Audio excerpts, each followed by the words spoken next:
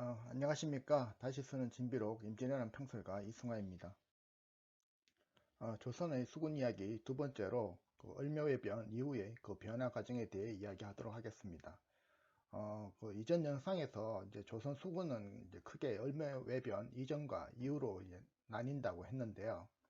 흔히 이렇게 이제 말하는 이유는 이 외변을 이제 전후해서 이제 조선 수군의 전선 편제와 해전 전술 등에 있어서 극적인 변화가 일어나기 때문입니다.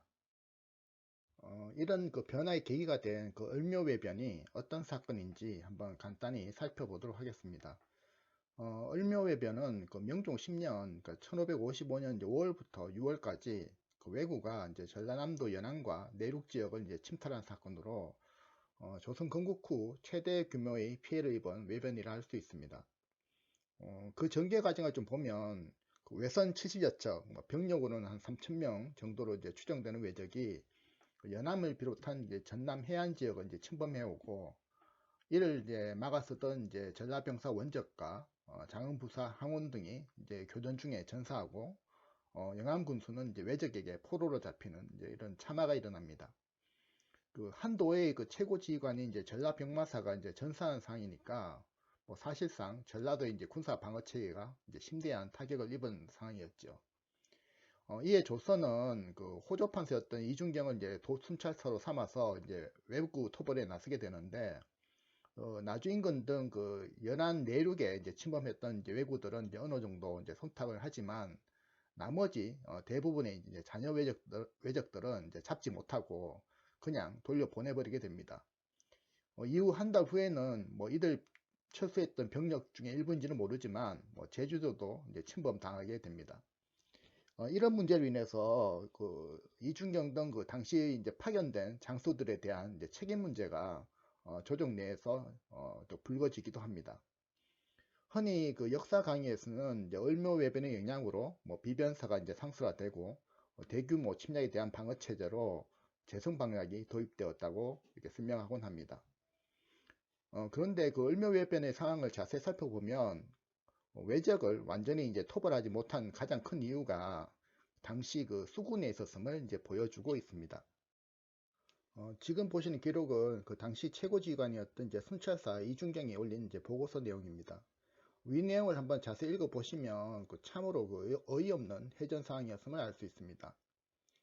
외변 기간 중에 그 녹도 공략에 이제 실패한 외선 이제 28척이 이제 금당도로 이제 도주하여 이제 정박하였는데 이 정보를 들은 이제 방어사 남치근이 그 전라 병사와 이제 수사와 함께 그 전함 60척을 이제 셋으로 나눈 뒤에 60여리까지 이제 추격하게 됩니다.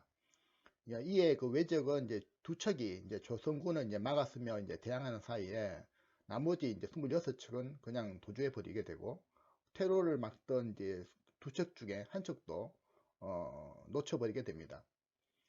교전상을 보시면 숫자 전력상 두 배의 우위를 점했음에도 뭐 항구를 봉쇄하거나 또는 이제 추격하여 섬멸하지도 못하였고 전투도 이제 화살만 쏘았을 뿐 뭐 화포를 사용했다거나 뭐 또는 등선을 해서 백병전을 하지도 못했음을 알 수 있습니다. 이런 그 당시의 상황은 다른 기록들을 통해서도 이제 살펴볼 수 있습니다. 위 내용은 이제 그 을묘외변이 끝나고 그 이중경이 그 명종 앞에서 이제 당시 전황을 이제 직접 보고한 내용 중에 일부인데요. 뭐 내용 보시면 그 녹도에서 물러난 이제 왜적이 이제 보길도 등 이제 주변 지역에 이제 정박해 있다는 이제 첩보를 듣고서 전라수사 최호, 이제 전라병사 이제 조항국이 이제 출전했으나 왜적은 이미 도망간 뒤였다. 그러면서 그 외선의 숫자가 50여 척이라 하고 있습니다. 이 기록만 본다면 전라도에 진입한 이제 70척 중에 뭐 최소 50척 이상이 그냥 도주했음을 알 수 있습니다. 뭐 다른 기록들을 보면 이제 이중경은 이제 해전에서 이런 상황이 이제 벌어진 것이 당시 이제 수군에게 이제 총통이 없어서 적선을 부숴 버리지 못한 것이라 그 이유를 설명하고 있습니다.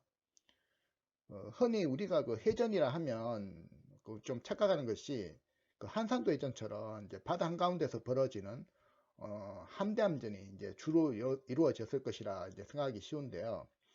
뭐 현재처럼 무슨 레이더나 뭐 정찰기 같은 게 있는 게 아니니까 뭐 상대의 위치를 이제 찾아내기도 어렵고 또 해상에서 이제 만나더라도 어느 한쪽이 이제 불리함을 느껴서 그냥 도주해 버리면 해상에서 뭐 수킬로의 어떤 그 간격을 이제 추격해서 전투가 벌어진다는 것은 이제 현실적으로 이제 쉽지는 않습니다. 이런 이유로 이제 근대 이전의 해전을 보면 주로 이제 항구 등에 이제 전박해 있는 이제 상대방의 위치를 파악한 뒤에 이제 바다로 나오는 이제 입구를 이제 차단을 하고 이후에 이제 벌어지는 전투가 이제 대부분이었습니다. 그 임난 당시 이제 벌어진 이순신의 그 해전들도 대부분 이런 경우에 해당합니다. 그러나 뭐 가장 좋은 방법이라면 이제 한산도 해전처럼 그냥 해상에서 적을 이제 일거에 순멸하는 것이 이제 가장 좋은 방법이겠지요. 이런 전투상을 잘 보여주는 것이 이제 고려 말의 이제 외구 토벌전인데요. 뭐 전자의 경우가 이제 진포해전과 이제 황산전투라면 후자의 경우가 뭐 관음포 해전이라 할 수 있습니다. 그 외구 토벌의 그 가장 전형적인 예가 그 고려 말 그러니까 1380년에 있었던 이제 최무선의 진포해전과 이승계의 이제 환산전투인데요. 간단하게 설명하면 이제 진포해전에서 그 최무선이 이제 화약 무기로 무장한 그 고려 수군이 외선 이제 500여 척을 이제 섬멸하게 되자 그 해상으로 이제 퇴로가 이제 사라진 이제 왜구들이 이제 전라도 내륙으로 이제 침공해 오게 되고 이 과정에서 이제 고려의 육군이 이제 사면에서 이들을 이제 추격하며 전투가 벌어지게 됩니다. 결국 뭐 최종적으로는 이제 이승계가 이제 황산 전투에서 이들을 이제 경멸하게 되죠. 해상으로 이제 퇴로가 끊어진 이제 왜적들을 이제 육전에서 완전히 이제 섬멸한 전투였습니다. 외국 입장에서 본다면 뭐 설사 이제 약탈에 이제 성공하더라도 고향으로 돌아갈 수 없는 상황이 이제 벌어진 것이고 이후에 이제 외적의 침탈은 이제 현저하게 이제 줄어들게 됩니다. 정기 장군의 그 간음포 해전은 그 진포 해전 3년 뒤인 1383년 그 남해도 이제 관음포 앞바다에서 이루어진 이제 해전인데요. 당시 그 화포로 무장한 이제 고려 수군 이제 47척과 그 외선 이제 120척 간의 이제 교전이 이제 벌어지게 되고 이 중에 이제 선두에 섰던 이제 외적의 대선 20척 중에 17척이 이제 고려 수군에게 완파가 되니까 왜구가 이제 전의를 상실하고 이제 퇴각하게 되면서 고려 수군의 완승으로 끝나게 됩니다. 이는 이제 대략 한 2.5배에 달하는 이제 수적 우세를 믿은 그 왜구가 고려 수군과의 그 해전에 실제로 응했기에 이제 가능했던 해전이었습니다. 마침 그 이 해전이 벌어진 장소가 뭐 공교롭게도 그 임난 마지막 전투였던 이제 노량해전이 있었던 바로 그 장소이고 전산 이수신 장군의 그 유해가 맨 처음 육지에 오른 곳이 이제 관음포였으니까 뭐 그 의미가 남다른 것 같습니다. 을묘해변이 이제 종료되자마자 조선은 이제 본격적인 신현전선 개발에 이제 진력하게 됩니다. 당해 9월에 그 프로타입 형태였던 판옥선을 이제 건조를 해서 그 명종의 이제 친견 속에 이제 한강에서 이제 시험 문항을 이제 하였고 이후에 이제 4년여의 이제 제작과 시험 과정을 이제 거치게 되는데요. 실록에 보면 그 이때마다 그 명종이 한강에서 이제 직접 나와 이제 친견하면서 여러 문제점들과 이제 보완을 하는 기록들이 보입니다. 이후에 명종 14년, 1559년의 이제 기록을 보면 이제 판옥선의 개발이 이제 어느 정도 완성이 되면서 강화도 이제 주변 바다로 나가서 이제 최종 취역 과정을 거치는 기록들을 볼 수 있습니다. 뭐 개인적으로 이제 명종이라 하면 조선의 왕들 중에서 뭐 대중들에게 존재감이 없는 이제 왕으로 한 세 손가락 안에 들지 않을까 이제 생각이 되는데요. 그 오히려 그 20년 전인가 그 데이트 쳤던 그 여인천하라는 이제 드라마 때문에 중종의 비자의 어머니였던 이제 문정 황후가 더 대중들에게 더 많이 알려진 것 같습니다. 그 이전 영상에서 그 조청을 이제 조선이 이제 자체 제약하는데 가장 큰 관심을 가지고 또 이제 기여했던 이가 그 선조라고 이제 소개해 드렸던 적이 있는데요. 실록의 내용을 이제 기준으로 해서 보면 그 판옥선 개발과 그 이후의 그 안팎의 어떤 그 거센 반대도 불구하고 수군의 주력함으로 판옥선이 이제 자리 잡는데 가장 큰 기여를 한 이는 바로 면종이라고 이제 할 수 있습니다. 보통 이제 정걸 장군이 이제 판옥선을 개발했다고 하는 기록이 있어서 뭐 마치 이제 정걸 장군이 이제 주도해서 이제 판옥선을 개발했다고 이제 하는 분들도 계시는데요. 나대용의 어떤 거북선은 이제 이순신 장군의 주도하에 이루어진 그 전라 자수형만의 어떤 독자적인 개발이었던 좀 반면에 그 판옥선 개발은 국책과제의 어떤 성격을 가지는 이제 사업의 어떤 결과물로서 엄밀히 말하면 뭐 정걸 장군이 이제 판옥선 개발에 이제 참여 또는 뭐 기여했다는 표현이 사실에 좀 더 맞지 않을까 이제 생각해 봅니다. 그 하나 재밌는 사실 중에 하나가 이제 판옥선을 이제 해상으로 이제 가져가서 이제 최종 진수민 이제 시험을 한 이가 이제 남측은으로 이제 나오는데요. 앞서 그 을묘외별에서도 잠깐 언급 드린 것 같습니다. 이번 그 명종 때 그 유명한 도적이었던 그 임꺽정을 이제 추파하여 죽인 인물로 유명한 분이기도 합니다. 그러나 그 판옥선은 그 개발 초기부터 그 각수형에서 이제 건조하고 이제 배치하는 과정 속에서 그 험난한 이제 과정과 희생을 치르게 됩니다. 당시 이제 기록들을 보면 이제 전국 단위로 이제 대대적인 어떤 그 판옥선 이제 건조 작업을 진행한 것으로 보이는데요. 판옥선 이제 건조의 부담을 줄여서 백성들의 그 희생을 줄여라는 요구가 그 사안부 등의 그 은관 부처들을 통해서 많이 올라오게 됩니다. 사안부가 아래기를 항해도의 실롱으로 군패해졌는데 또 장현에서 조선하는 역사를 시작하였습니다. 대저 적을 방하는 도리는 오로지 기계에만 있는 것이 아니고 실로 백성의 힘을 시기하고 인심을 다지는 데 있습니다.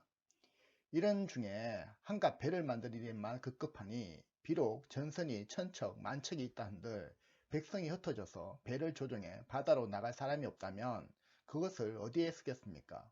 외적은 오지 않았는데 나라의 근본이 먼저 흔들리는 것이니 완급을 따져 본다면 어찌 선우가 없겠습니까?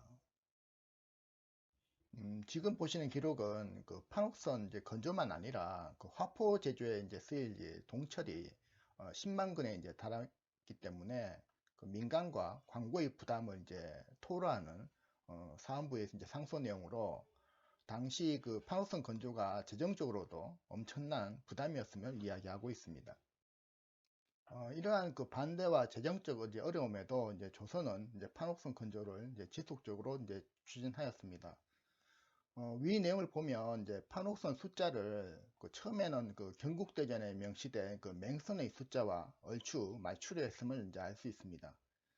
실제로 이제 경국대전에서 대맹선 16척, 중맹선 20척이 이제 책전된 경기도가 그 여러 차례 이제 줄였음에도 뭐 최종적으로 15척까지 확보를 하려 했다는 이제 기록을 보면 그 명종 11년에서 20년에 걸치는 그 10년 동안 그 대대적인 그 판옥선 건조가 있었음을 유추해 볼 수 있습니다. 판옥선 건조에 따른 이런 이제 부담 외에도 그 판옥선을 이제 초기 운영하면서 뭐 시행착오 등에 따른 대규모 인명피해와 이제 희생도 발생하게 됩니다.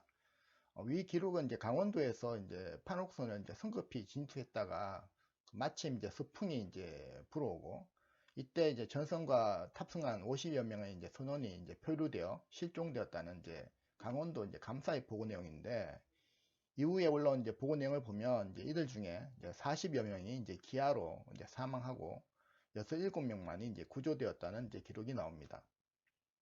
판옥선이 뭐 대형이라서 뭐 일면 이제 안정적인 면도 있겠으나 만약 이제 이런 사고가 난다면 대규모 인명 손실이 발생했음을 알 수 있습니다. 이외에도 그 판옥선의 최초 그 해전 내용이나 다른 기록들을 좀 보면 그 판옥선의 그 초기 실전 운영에 있어서 그 많은 그 시행착오가 있었음을 알 수 있는데요. 지금 보시는 내용은 그 이전에 그 조총의 그 조선 전래 과정을 이야기할 때 잠깐 언급했던 내용이기도 합니다. 그 판옥선이 취역한 초기인 그 1559년에 이제 발생한 그 판옥선의 그 최초 해전 내용으로 이제 추정되는 이제 기록인데요. 한번 읽어보시면 그 초기 실전에서 기대했던 만큼의 어떤 성과가 나타나지 않아서 별로 뭐 좋지 않았음을 알 수 있습니다. 이런 역경과 시험에도 이후에 판옥선은 이제 조선 수군의 이제 주력함으로 자리매김하게 되고 그 결과는 뭐 여러분도 잘 아시다시피 임진왜란 초기 그 조선 수군의 그 연전연승과 그 조선이 그 만국의 위기에서 이제 되살아날 수 있는 단초를 제공하게 됩니다. 그러면 이렇게 그 판옥선 체제로 재탄생한 그 조선 수군의 편제와 규모는 어떠했을까요? 결론부터 먼저 말하면 그 임진왜란이 그 발생하는 직전 상황의 그 조선 수군 전체의 규모를 정확하게 알 수 있는 자료는 현재로서는 없습니다.